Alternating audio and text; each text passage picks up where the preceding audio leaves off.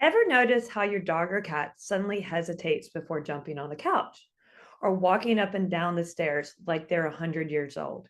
Many pet parents might assume that it has something to do with aging, but that's not always the case. Today, we're talking about orthopedic issues in pets, which usually involves things like the hips, the back, and the knees, and everything in between. We're also here to answer your other pet related questions on this episode of Ask the Doc, No Appointment Needed.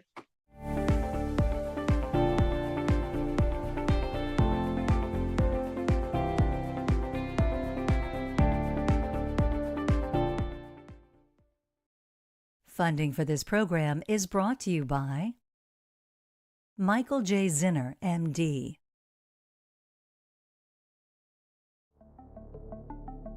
Send in your questions to questions@allhealthtv.com or AllHealthGo on Facebook or YouTube, or visit the Ask the Doc page on our website, allhealthtv.com. Welcome to Ask the Doc, the show where we encourage our viewers to send in their health questions.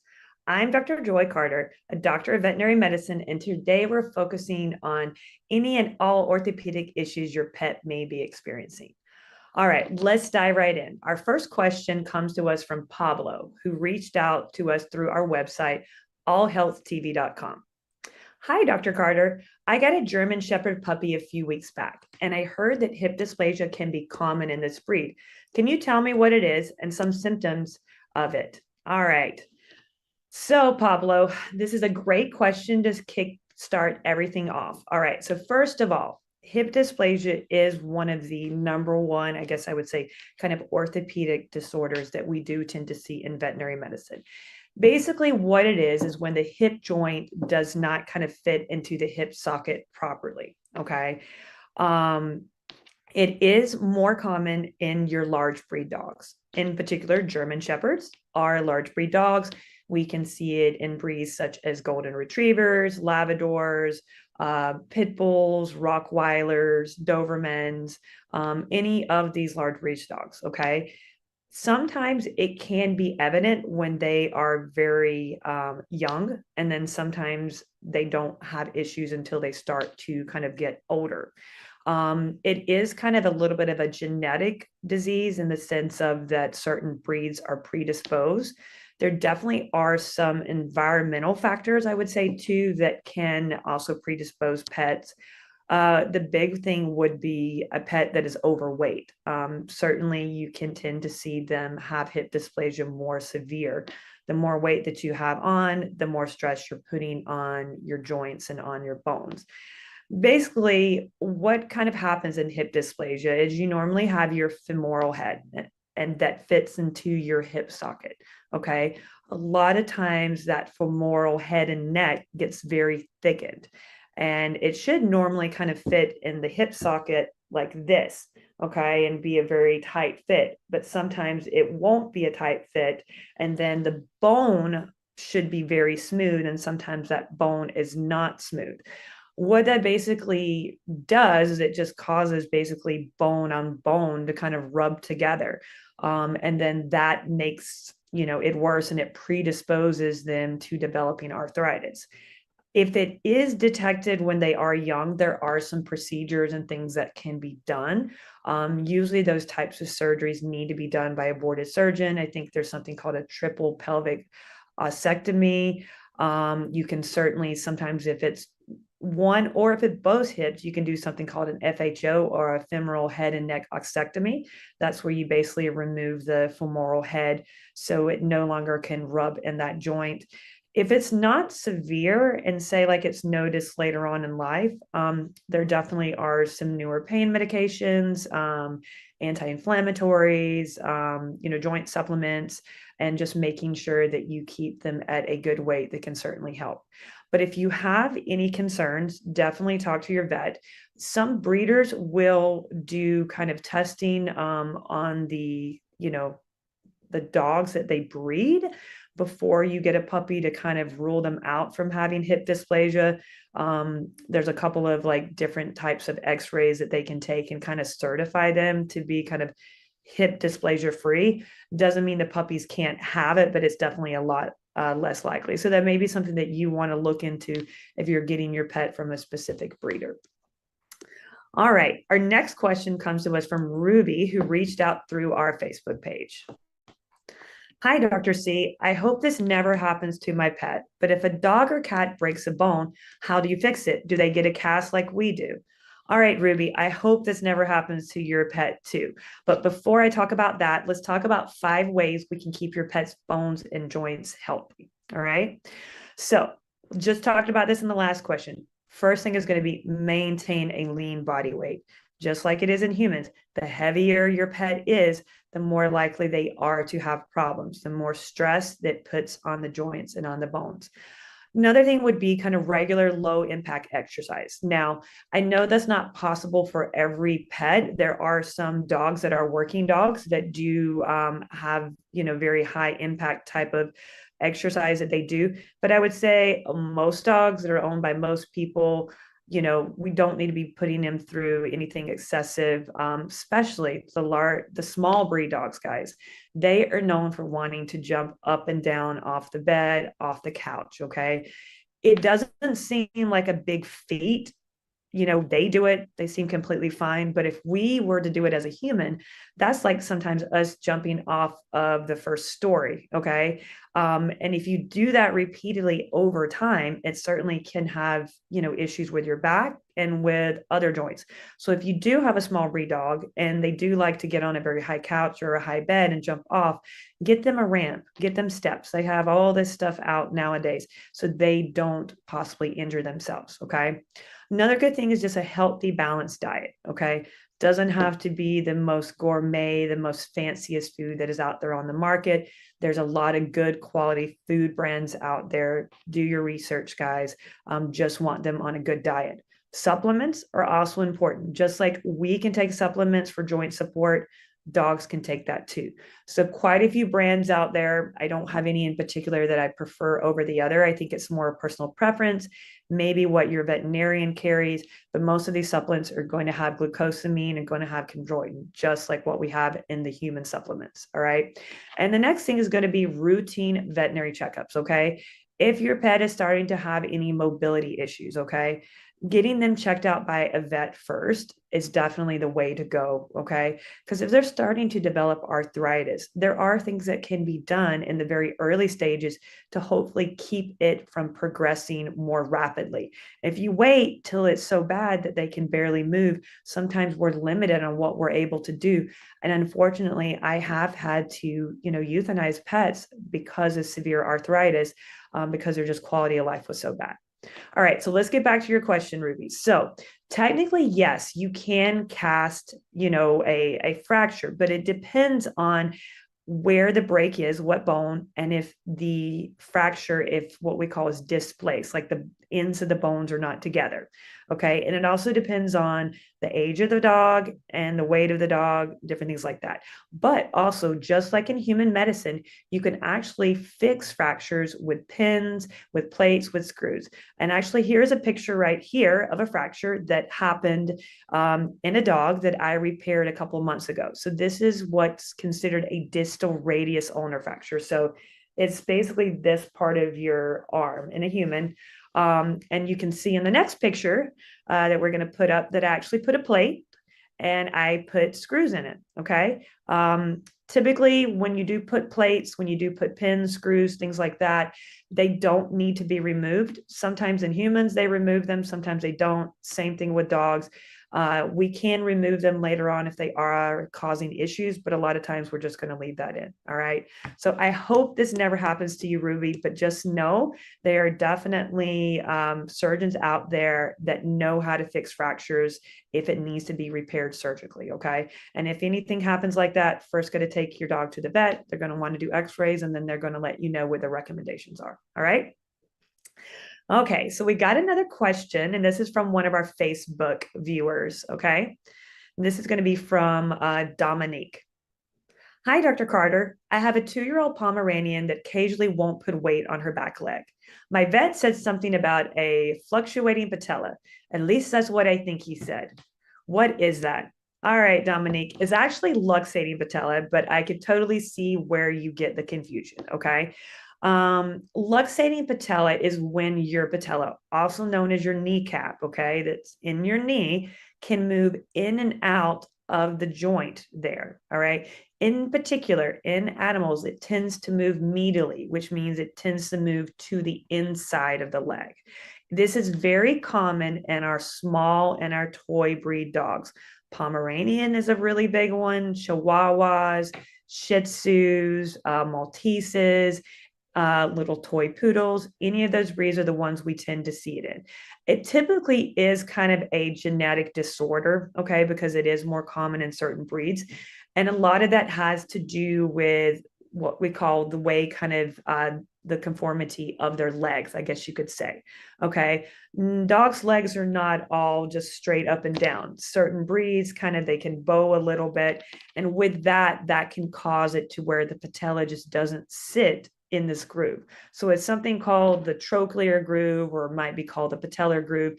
That's where your kneecap sits. And if that groove is very shallow, okay, for whatever reason, then it's more likely that that kneecap will move in and out.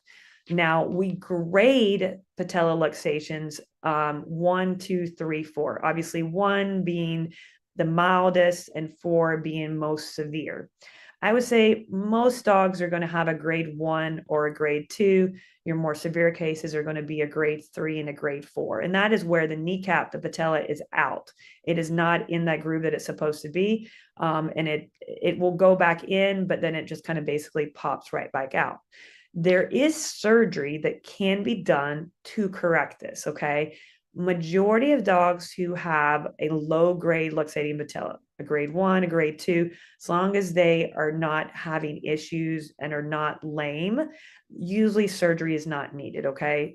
Sometimes we'll put them on joint supplements just to help with a less likelihood of them developing arthritis. But your very severe cases, your grade 3, your grade 4, these are the dogs that definitely are hopping around on one leg occasionally, that are obviously having trouble going up and down steps, jumping, things like that. There is surgery that can be done. And basically what they do is they go in and they kind of deepen that groove that's in the femur, okay, that's underneath the kneecap. And a lot of times they will put a little pin in the kneecap to also hold it in place.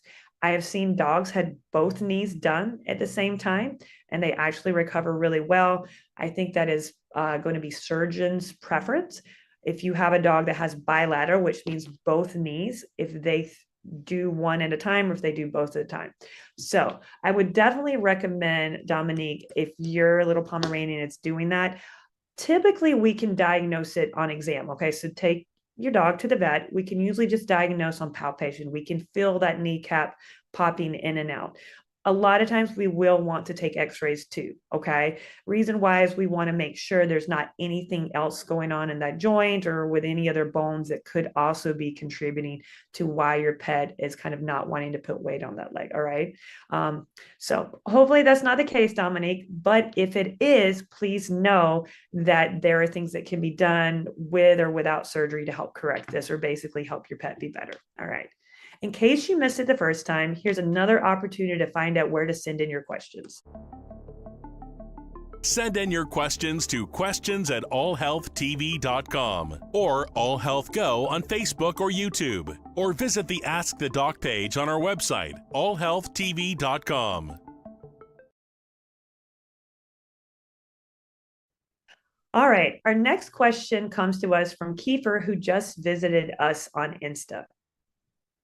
Hi, Dr. Carter. I'm looking into getting a Scottish fold kitten, but I read online that there's a bone disorder that they are predisposed to. If this is true, and if so, what is it? All right, Kiefer, sit down, take a deep breath. It's going to be okay. But the answer is yes, okay? There is a bone and cartilage disorder. It's called osteochondrodysplasia. Sometimes we'll abbreviate it as OCD, okay, that these cats are predisposed to. Basically, what it does, it affects the development of cartilage and bones. Now, with the effect of, the development of cartilage in the ears, that is what gives these Scottish folds that cute little folded ear appearance that everybody wants. But The bad thing is that some of them can also start to develop the disorders of the bone, and it basically causes pretty severe deformities depending on how severe the case is. There is not a treatment for it, all right, if the pet starts to develop it in the bones and in the joints. If it is not very severe, definitely supplements, pain medications, anti-inflammatories. Occasionally there might be something surgically that might be able to be done, but that's going to be a last resort. If it is severe, sometimes there is nothing that can be done. And unfortunately, in some very severe cases, there are reports of kittens or cats having to be euthanized just because their quality of life is so bad. All right. It is considered, I think, what's called an autosomal type of trait, which means I think they only kind of need one part of the gene. They don't need both to inherit it. I think cats that do get very severe cases are one that have both copies of this gene. I know these cats are really cute, and obviously I have friends and people that I know that have them. I think the best thing to do is just to do your research very good, and just understand that you are getting a breed that can be predisposed to genetic disorders, and keep that in mind. Obviously, I feel like with cats, we've got so many, just like with dogs, we got so many stray dogs out there. So we got so many cats that need to be adopted.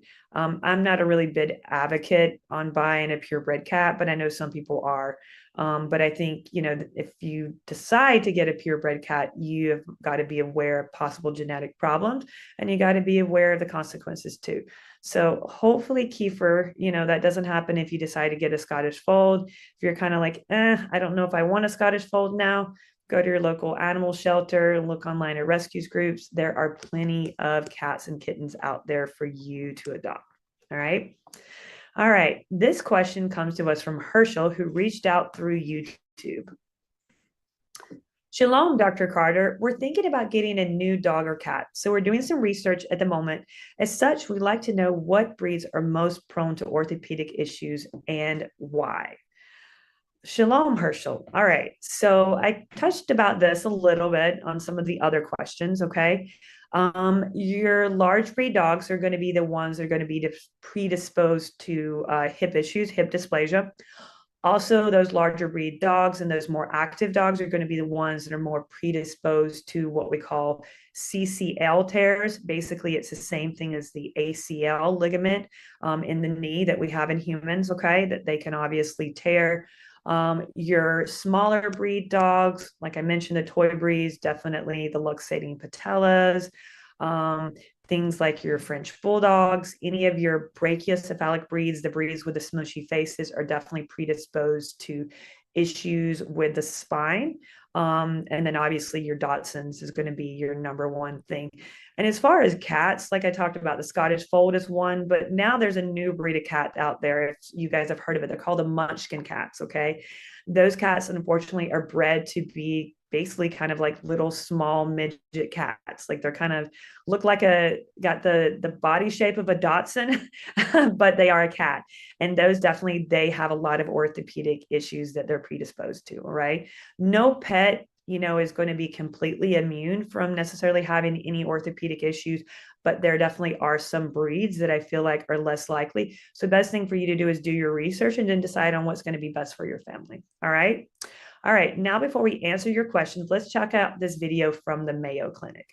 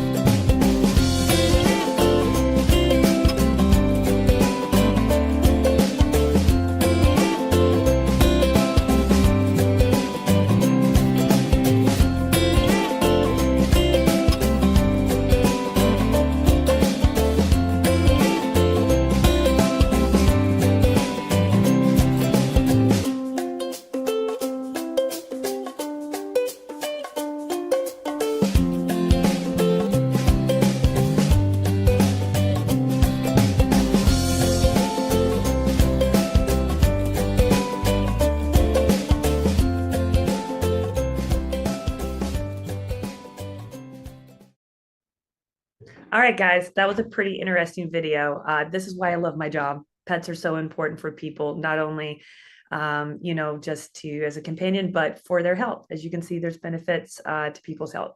All right, we've got another question from our website. This is from allhealthtv.com. You guys should really go check it out. There is a ton of great information. And this question is going to be from Hoda, who asks, Hi, Dr. Joy. My neighbor has an adorable pitty puppy whose wrists look like they were knuckling over. He seems happy, but could there be something wrong with him? Hi, Hoda. All right. I know exactly what you're talking about when you mean knuckling over. So there is something you can see in some of the larger breed dogs is called carpal laxity syndrome. Basically, it is kind of a genetic disorder, and it is where kind of the wrist, okay, which is the medical term is going to be carpus, it kind of will knuckle or kind of bow over. If you guys want to see exactly what it looks like, get on Google, type it in, and you'll see some pictures. The good thing is it does typically correct itself, and it is not painful or harmful to the puppy. They just kind of look a little weird, kind of with their wrist kind of like this, all right? But it doesn't hurt them. Typically, it's usually we see it when they're very young, and they tend to outgrow it a few months after that. Sometimes if it is very severe and it is causing some problems with the pet walking or everyday activities, I think there are some braces that can be put on to kind of help keep the wrist in a better position, a little stiffer in the meantime. But I would say the majority of cases that I have seen, I've never had to do that. These puppies are running around like crazy, like nothing's problem. They just look a little funny walking, and it usually resolves on its own. So it's nothing you need to do. So, but next time, if you see your neighbor, talk to him about it. I'm sure he or she will be glad to give you a little bit more information, or even your veterinarian. All right, so we got another Facebook question, and this is one from Petra. Hi, Doc. What role, if any, does physical therapy play in feline and canine orthopedics? Hi, Petra. What a great question. And yes, there are actually veterinarians and there are actually veterinary technicians who have specific training in rehabilitation and physical therapy. We're very lucky on a lot of this area in particular, that we do actually have rehab facilities for dogs. Okay. I don't have a certification in rehab. I certainly could get that, but I do have some friends and other colleagues that do. And rehab can be very important, definitely post-op in a lot of fracture repair cases. Just like I talked about, there's surgery for luxating patella, there can be surgery for hip dysplasia, different things like that. So just like in humans, when you have a major orthopedic surgery, your doctor is going to recommend physical therapy. That is definitely something that can be done. Obviously, physical therapy and rehab can be good for pets that already have arthritis, especially a lot of these back dogs. I don't know, you guys have probably seen videos of the dogs kind of swimming or walking in the red water treadmills. That is definitely something really good. There are certain veterinary practices that do kind of have a rehab facility associated with them. And then there's some that are just kind of standalone. So definitely if you have a pet that you feel like is maybe having some orthopedic issues, that may be something that you want to talk to your veterinarian about. Okay. Because it's definitely, there are a lot of benefits to that. Even acupuncture is something new that a lot of veterinarians are doing. And actually, one of the hospitals that I used to work at had a really cool rehab facility. We had a indoor water treadmill, and then we actually had a pool outdoors. And I'm not going to lie, it is so cute to see the dogs doing the rehab. And even rehab is for cats, okay? I have seen cats. I know everybody thinks that cats don't like water, but I have seen cats inside of a water treadmill, all right? And I definitely think there is so many benefits from it. I try and offer to a lot of my orthopedic patients that I see after repair, offer them the ability to go and get some physical therapy rehab, or actually give them instructions on how to do that at home. Because there's definitely some things that you can do as a pet parent, and you can help with their recovery and things like that. All right, guys. So I wish I had time for another question, but it looks like this is going to be all for today. This is actually a favorite topic of mine. I recently started getting into doing orthopedics at the practice that I'm working at, and I am absolutely in love.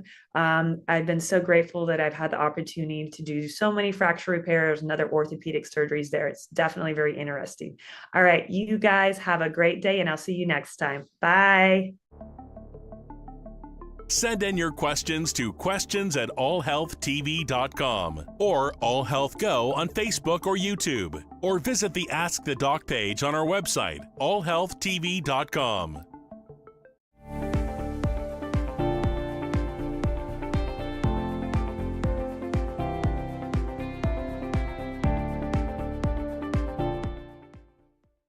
Funding for this program was brought to you by Michael